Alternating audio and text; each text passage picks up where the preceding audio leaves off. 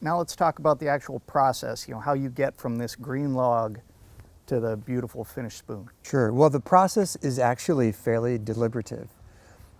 Because it's purely reductive, you're only removing material at every step of the way. You have to have a plan. You have to have a system. Right. It doesn't have to be this system. It could be your own system. But without specific steps, you're going to find the process can be very frustrating, and you're not going to get a very good result, I think.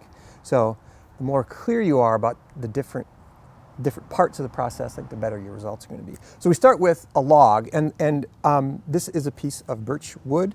It was a much larger log, and it was split using an axe and a mallet, and we can talk more about axe work later. Split up the log in different shapes till you end up with a piece of wood roughly spoon-sized. This is what I would call a billet.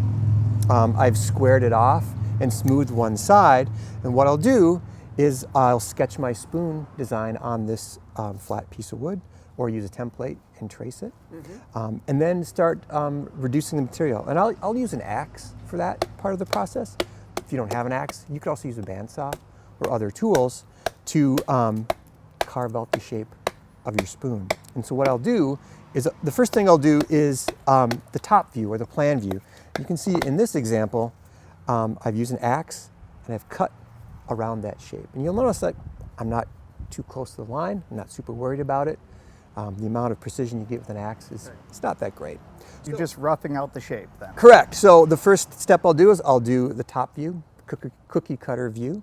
The next step in the process is to put the bend in the spoon. Most cooking spoons that I'm making have a bend to them, or a crank. The ones you buy at the store don't necessarily have that. But here is an example of the sketch I make on the top of that same spoon. I'll draw the top of the spoon. Sure. So now I can kind of see the angle of it. That bend is in the bowl of the spoon, and that's where that line indicates. So I'll use the axe to chop along this line, and I'll come up with something like this. You can see the bend in the spoon. Yep. Once I get the top of that spoon axed, I'll flip it over and chop the back of the spoon in relationship to the front.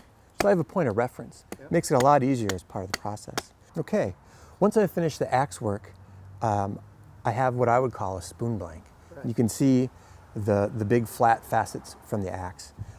Certainly if you had a bandsaw, you could get this very same shape pretty quickly and easily. Once I have my spoon blank in hand and ready to go, I'll follow a very similar stepwise process. The first thing I'm going to do is carve the perimeter of the spoon, sort of the top view of it.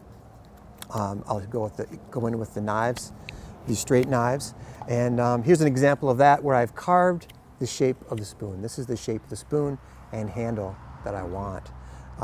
Once I've got that done, I'll switch to the hook knives and hollow out the bowl of the spoon. I'll do that with hook knives. You can see I've done that with this spoon blank right here. Got the bowl of the spoon hollowed out. At the same time, I'll flatten off the top of the handle and also the rim of the spoon, making sure it's all in the same plane. Once I've got the top done, I'll flip it over and I'll start to carve off those axe marks. And I'll end up with something like this, where you can see I've carved the back of the spoon. And what I've done is I've used the front, the bowl, as a reference for the back. Using my fingers as calipers, make sure I don't make it too thin. To kind of maintain the same thickness through the whole spoon. Exactly. So once I've got it to this stage where I would say I'm close to 90% done, I'll set it aside and let the wood dry. And the reason I do that is because green wood, or wood that's damp, is soft. And it doesn't finish very well. It tends to splinter or chip easy. Okay. So when the wood is dried, I can go in and make my finished cuts.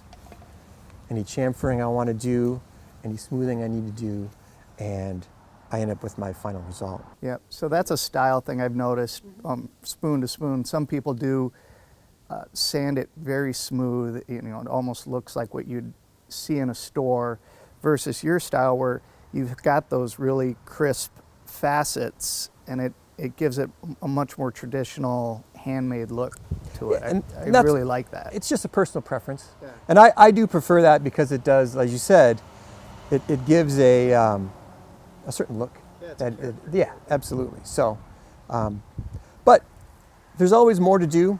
I'll set this aside again, maybe I'll come back to it again. I don't know. Yeah, I've noticed with a lot of spoons, they'll go in and do little detail cuts, notches, Or painting. A lot of times, we will paint the handle, for instance. And as a final step, we'll oil the spoon. And we typically use a vegetable oil to do that. There's only a few vegetable oils that will truly harden.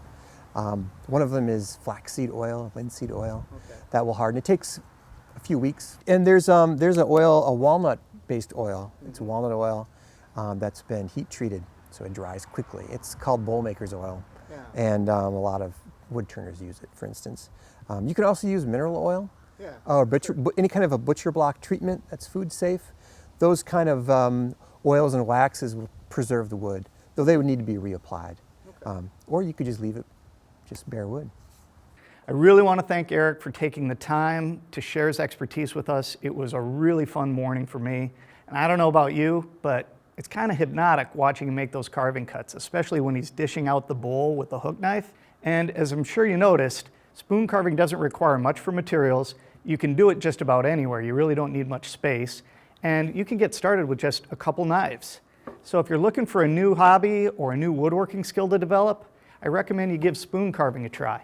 I'm Dan Carey with Rockler and Woodworkers Journal. Thanks for watching.